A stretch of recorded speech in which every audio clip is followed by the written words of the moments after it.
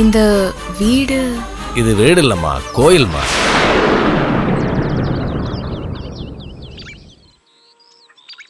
கடவுள் வாழ்ற இடம் மட்டும் கோயில் இல்லை. எங்க கருணையும் அன்பும் நிறைஞ்சு இருக்கோ அதெல்லாம் கூட கோயில் தாம்மா.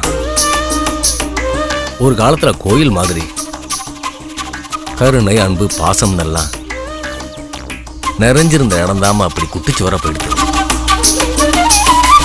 இப்ப நினைச்சு பார்த்தா கஷ்டமா இருக்குமா மனசுக்கு. எங்க ஊர் பேரை யாருமே சொல்றது இல்லம்மா. இங்க இருக்கிறவா ராமானுஜ ஐயா ஊர்னு தான் எல்லாருமே சொல்லுவா. ராமானுஜம் மரகதம் தம்பதினா தெரியாதவா யாருமே இருக்க முடியாதுமா. எப்பவும் இந்த வீட்டில் 30-40 பேருக்கு அன்னதானம் நடந்துட்டே இருக்குமா. தன் குடும்பத்தோட தேவையை விட இந்த ஊரோட தேவையை ரொம்ப முக்கியமாக நினச்சிட்டு இருந்தாருமா. அவரோட அப்பா பர்மாவில் பெரிய பிஸ்னஸ் மேன்மா.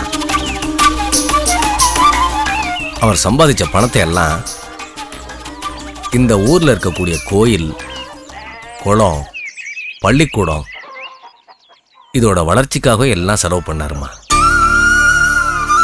எல்லாரும் கடவுளை பார்க்க கோயிலுக்கு போவார். ஆனா கடவுள் இவரை பார்க்க இவர் வீட்டுக்கு வருவாருமா. இவர் வீட்டில் இருந்துதாம்மா சாமி ஊர்வலமா போகும். நான் கேள்விப்பட்டிருக்கேம்மா.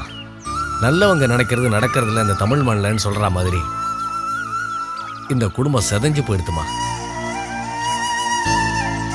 மிஞ்சின ஒரே வாரிசு ராஜாதாம்மா. எவ்வளவோ பேர் வற்புறுத்தியும் என்னைக்காவது இந்த வீட்டை கட்டுவேன்னு சொல்லிட்டு இந்த ஊரை விட்டே போயிட்டாமா. கெட்டாலும் மேன்மக்கள் மேன்மக்கள்ங்கிற மாதிரி சங்கு சுட்டாலும் வெண்மை தரும். அவன் சங்காவே இருந்துட்டான். இதெல்லாம் சொன்னாலாவது மனசு ஆறாதான்னு தான் உங்ககிட்ட சொல்லிட்டு இருக்கேம்மா. ஆமா, நீங்க யாருமா?